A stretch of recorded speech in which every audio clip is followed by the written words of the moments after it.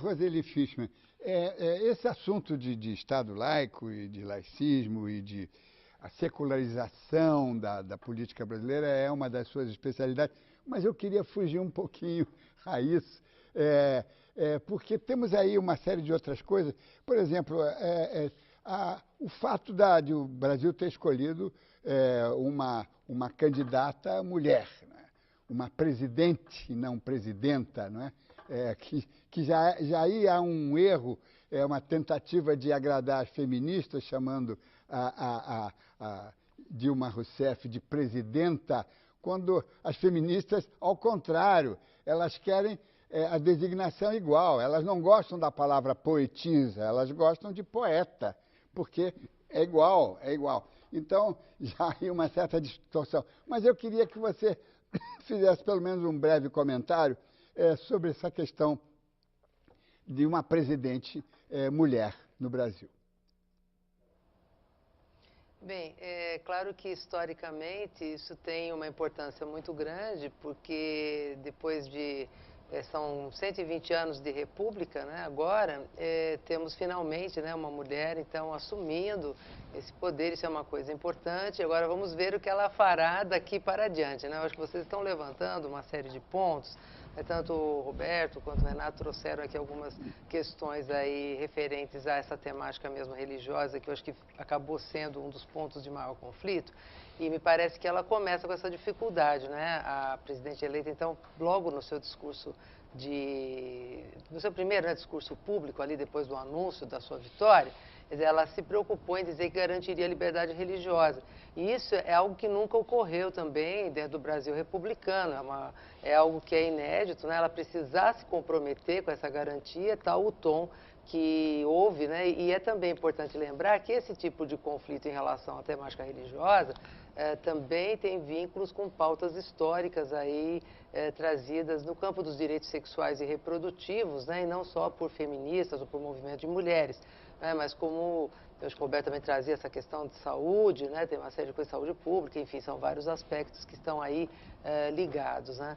Então, me parece que ela, como mulher, terá alguns desafios. Parece que estão colocando sobre ela também uma pecha, né, de que teria sido simplesmente eleita por indicação do presidente Lula e que daí ela apenas faria, né, aquilo que ele vier a determinar, né? Então, isso também é uma coisa grave, porque seria uma retomada, né, desses valores patriarcalistas e tudo mais, e que se espera que ela possa superar, né? Mas me parece que, sobretudo, sobrou para ela, né, esse tipo de tarefa frente a um quadro de extremo conflito, de extremo confronto, como acabou sendo o processo eleitoral, né, de começar, então, clamando aí para que as forças se reúnam, essas forças sociais, né, talvez uma diferenciação melhor mesmo também, e que me parece que isso é um tema que, dentro do movimento de mulheres, de maneira geral, é algo importante também, né? Essa diferenciação entre aí o campo da sociedade, o campo do Estado, né? As religiões estão no campo aí da sociedade, e não é que o Estado não possa reconhecer os valores religiosos, como no caso do Estado brasileiro, que é um Estado laico, né, com uma separação de tipo atenuada, né, em relação às diferentes religiões, já que ele tem alguns mecanismos dentro da Constituição que acabam reconhecendo, né, esses valores religiosos, né, mas essa atenuação não elimina em absoluto o fato de que é restritivo apenas aqueles pontos que ali estão. Então, me parece que para ela ficará, de fato, uma missão bastante árdua e é difícil, né, porque sendo a primeira mulher, seria muito bom se ela pudesse pegar alguma coisa um pouquinho mais tranquila, mas parece que não é o caso, não, né? Professor Roberto Romano, o Bruno Almeida, pela internet, manda uma pergunta. O senhor concorda que a imprensa teve inclinações partidárias nessas eleições? E isso é válido? Pergunta ele. Olha, inclinações partidárias temos todos nós, até o Papa tem, né? Isso é um elemento natural do animal político, né? O problema ocorre quando não se define claramente essa inclinação. Eu cito, por exemplo, o Jornal do Estado de São Paulo, ele declarou publicamente que apoiava o candidato Serra, né? Já outros veículos se insistiram numa suposta neutralidade, quando na verdade já tinham tomado partido. Isso em relação a uma campanha e em relação a outra, né? Então, me parece que o problema está aí, né? Quer dizer, quando você não diz a verdade, né? Se você diz a verdade, evidentemente você dá espaço ao outro para questioná-la, né? Agora, o Diniz, nessa perspectiva, ainda se me permite, da pauta nacional, eu gostaria de lembrar um aspecto que me parece muito grave. Um elemento que foi ausente nos debates e na propaganda foi a questão da ciência e da tecnologia no Brasil, né? Nós estamos enfrentando um problema grave de possível desindustrialização da economia nacional. Nós temos um parque científico e tecnológico que vai, pelo menos de Salvador até o Rio Grande do Sul, a essa pesquisa da FAPESP, equiparável até mesmo à Itália, à Áustria e etc. E nós não sabemos utilizar, fazer a passagem desse parque científico para as indústrias. Nós não temos programas bastante realistas de inovação tecnológica. Em São Paulo nós temos alguma coisa nessa linha feita pela FAPESP. Ora, se você acirra o aspecto religioso, e o Lessa disse muito bem essa questão do politeísmo, mas se você acirra o aspecto religioso, você incide diretamente na necessária universalidade da ciência e da tecnologia. Você cria um óbice que não existia até esse momento no Brasil, né? Então, veja, eu digo isso porque para mostrar o quanto são intrincadas essas relações do teológico político com o científico, com o econômico e com a política nacional.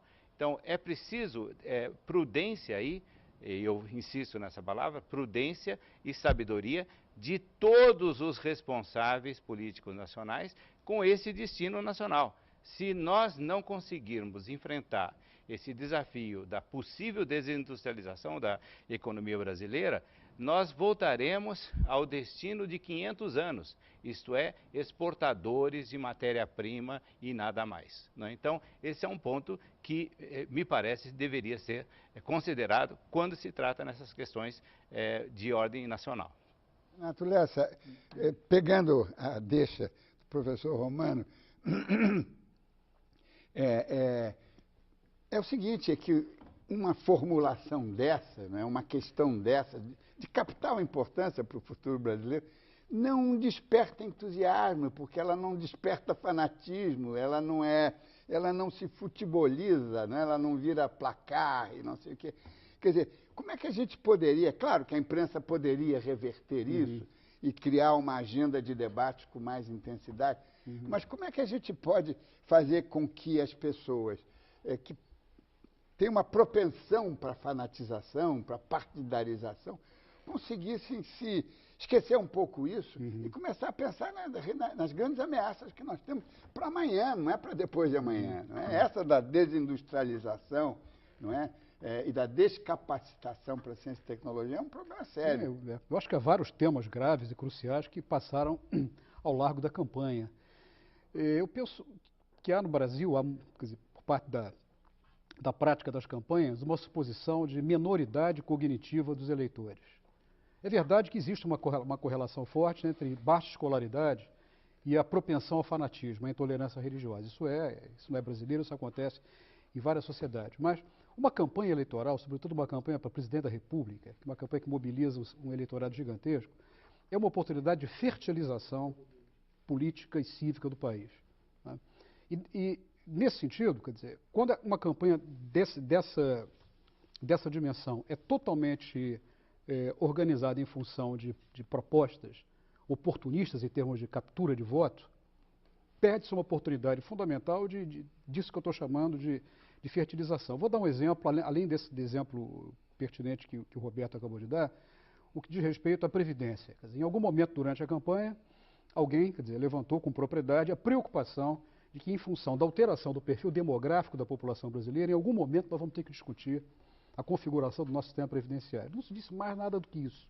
Ninguém propôs pois simplesmente um problema, que é um problema em todas as sociedades em que a longevidade avança, né?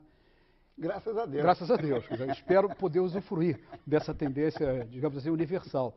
Mas a questão toda é a seguinte: os dois candidatos reagiram diante disso da mesma maneira. Quer dizer, não estamos num momento adequado para discutir uma questão dessa. E eu pergunto, há algum momento mais adequado que este? Quer dizer, quando você está discutindo quem vai governar o país em 4 anos? Então, acho que isso também é um exemplo que fala um pouco da rarefação do debate político nessa campanha. Está na hora de fazer mais um intervalo, mas voltamos já. Voltamos com o último bloco do Observatório da Imprensa na pauta de hoje, a mídia brasileira após o palanque eleitoral. Roseli, eu ainda não perguntei a você, e você, digamos, está mais, eu não digo mais habilitada, mas é mais fácil você se manifestar por ser mulher, sobre como é que nós podemos avançar nesse processo ou de reconciliação ou de conciliação. Quer dizer, como é que você orquestraria esse processo? Como é que você vê que as coisas podem caminhar para que essa tensão, esse desgaste, esse estresse que durou muito mais de um ano, né, possa ceder um pouco e haver um espírito de comunhão, de comunidade, né, de empreitada coletiva?